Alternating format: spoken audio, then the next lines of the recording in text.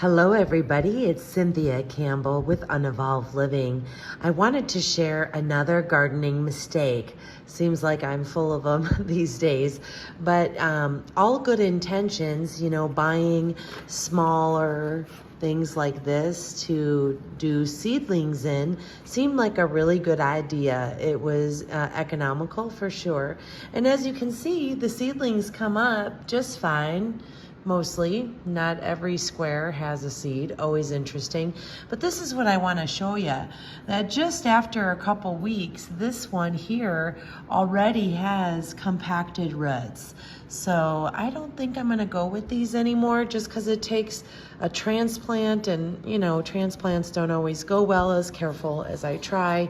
I'm gonna stick with a little bit bigger pot next time and then just put them into the ground. Thanks. Talk to you later.